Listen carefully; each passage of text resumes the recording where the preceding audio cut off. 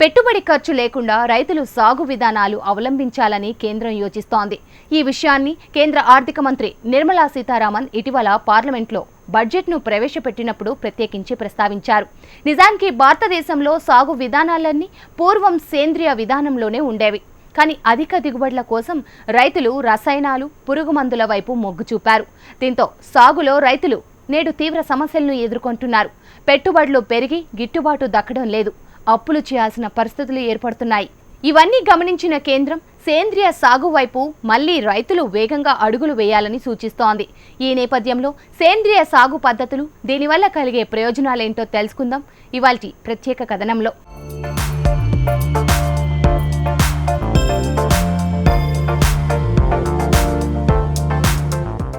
Zero budget వ్యవసాయం దిశగా దేశం ముందుకు సాగాల్సిన అవసరం ఉందని, రైతుల ఆదాయాన్ని రెట్టింపు చేసేందుకు పూర్వ పద్ధతుల వైపు మళ్లాల్సి ఉందని ఆర్థిక మంత్రి నిర్మలా సీతారామన్ బడ్జెట్ ప్రసంగంలో భాగంగా దేశ వ్యవసాయ స్థితిగతులను ప్రస్తావిస్తూ ప్రకృతి వ్యవసాయ పద్ధతులపై ఆమె కొన్ని ఆసక్తికర విషయాలు చెప్పారు.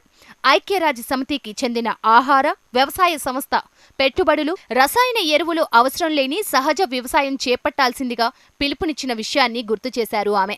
ఇప్పటికే పలు రాష్ట్రాల్లో ఈ తరహా సాగు పద్ధతులు అమలవుతున్నాయని చెప్పుకొచ్చారు. వ్యవసాయవేత్త సుభాష్ పాలేకర్, రైతు సంఘాలు కలిసి కర్ణాటకలో దీన్నో ఉద్యమంలా చేపట్టాయని, తర్వాత కొన్ని రాష్ట్రాలు ఆ పద్ధతిని అనుసరించాయని ఆమె ప్రసంగంలో తెలిపారు. गांव, गरीब और किसान, मतलब गांव, गरीब और किसान केंद्र बिंदु है हमारे हर एक कार्यक्रम में. నాణ్యమైన పోషక ఔషధ విలువలతో కూడిన సహజ ఆహారం పండించే రైతులు తమ ఉత్పత్తులకు తామే ధర నిర్ణయించుకొని నేరుగా వినియోగదారులకు అమ్మితే వ్యవసాయ సంక్షోభం పరిష్కారం అవుతుందని సూచించారు మంత్రి. కేంద్రం ఇప్పుడు దానికే మొగ్గు చూపుతున్నట్లు నిర్మలా సీతారామన్ ప్రసంగం చెబుతోంది. Daring through cooperatives shall also be encouraged by creating infrastructure for cattle feed manufacturing, milk procurement, processing and marketing.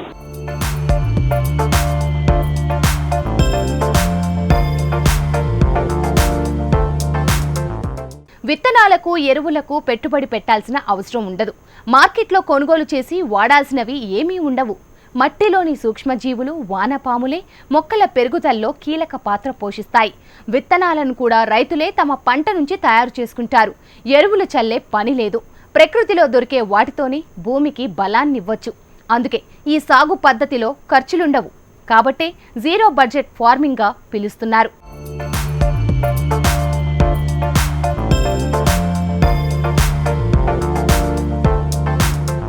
వ్యవసాయం కోసం ఒక పైసా కూడా ఖర్చు చేయకుండా పూర్తిగా సేంద్రియ పద్ధతిలో చేసే వ్యవసాయాన్ని జీరో బడ్జెట్ ఫార్మింగ్ అంటారు.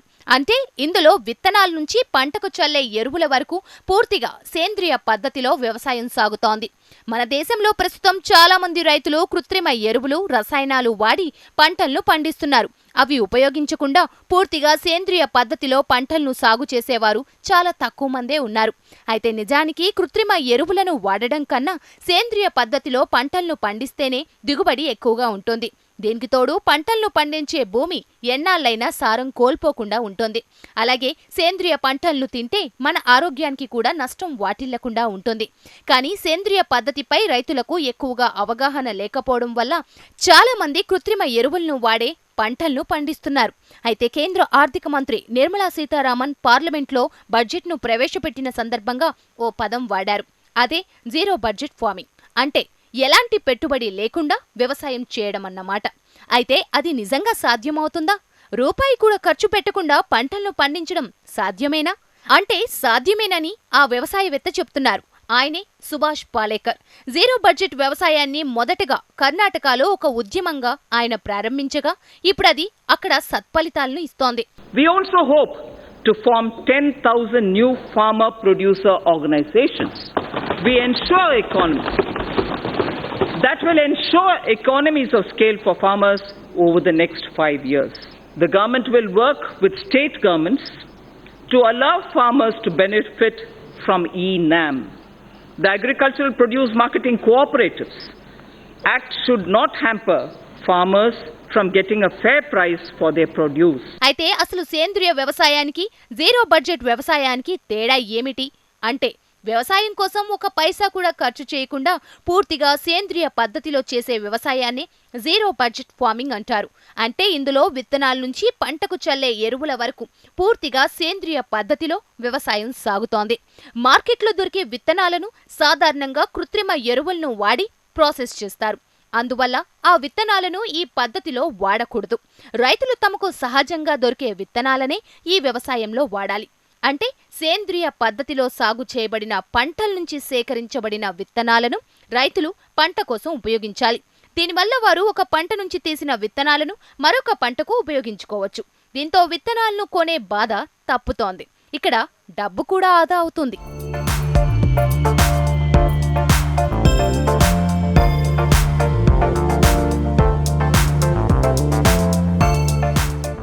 ఫార్మింగ్ లో రెండో దశ సేంద్రియ ఎరువులను వాడడం. రైతులు తమకు అందుబాటులో ఉండే సహజ సిద్ధ పదార్థాలైన ఆవు మూత్రం, పేడ తదితరాలతో తయారు చేయబడే ఎరువుల్ని వాడాలి.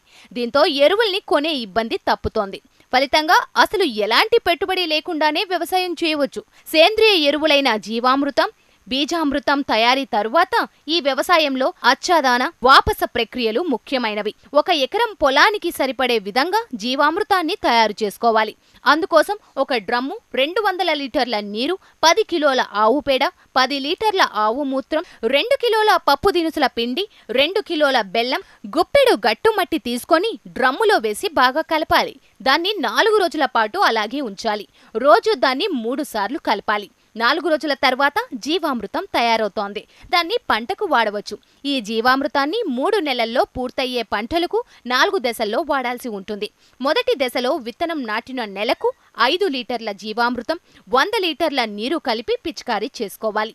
రెండోసారి మొదటి పిచికారీ అయ్యాక 21 రోజుల తరువాత 10 లీటర్ల జీవామృతం, 150 లీటర్ల నీరు కలిపి పిచికారీ చేయాలి. రెండోసారి పిచికారీ చేసిన మళ్ళీ 21 రోజుల తర్వాత మూడోసారి 20 లీటర్ల జీవామృతం, 200 లీటర్ల నీటితో కలిపి పిచికారీ చేసుకోవాలి. ఇక నాలుగోసారి గింజ ఏర్పడేటప్పుడు 5 లీటర్ల మజ్జిగ, 200 లీటర్ల నీటిలో కలిపి పిచికారీ చేయాలి. చివరిసారి జీవామృతంతో పని లేదు. సేంద్రియ పద్ధతిలో వ్యవసాయం చేసే అందుకు సిద్ధమయ్యాక ఎంపిక చేసుకున్న సహజ సిద్ధమైన విత్తనాలను శుద్ధి చేసుకోవాలి. దీనికోసం బీజామృతాన్ని వాడుతారు. బీజామృతంలో విత్తన శుద్ధి చేస్తే చీడపీడల బెడద తప్పుతోంది. అలాగే దిగుబడి ఎక్కువగా వస్తోంది.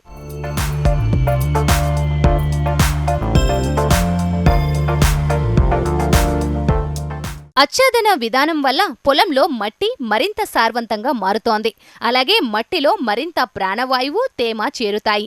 దీంతో పంటల దిగుబడి పెరుగుతోంది. అయితే అచ్చాదనంలో ఒక రకంలోనైతే నేలను మరీ లోతుగా దున్నకూడదు. ఇక రెండో రకంలో అంతకుముందు పండిన పంటలకు చెందిన వ్యర్థాలు, జంతు మల మూత్ర వ్యర్థాలను అలాగే నేలలో ఉండనివ్వాలి.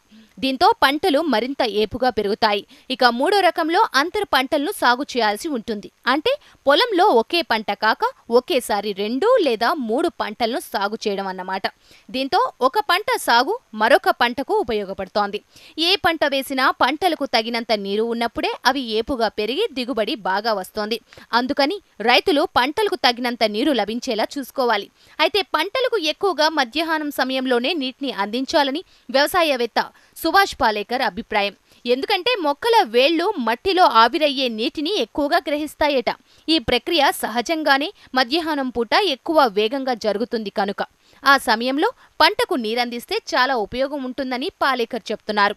ఈ విధానంలో వ్యవసాయం చేస్తూ పంటల సాగుకు ఎలాంటి పెట్టుబడి పెట్టకుండా దిగుబడి సాధిస్తే దాన్ని జీరో బడ్జెట్ ఫార్మింగ్ అంటారు.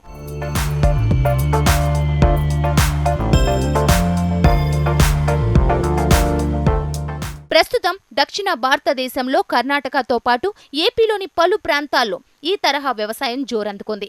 ఈ క్రమంలోనే జీరో బడ్జెట్ వ్యవసాయంపై రైతులు దృష్టి సారిస్తే ఓవైపు పెట్టుబడిని తగ్గించుకోవడంతో పాటు మరోవైపు అధిక దిగుబడి సాధించి లాభాలను పొందవచ్చు.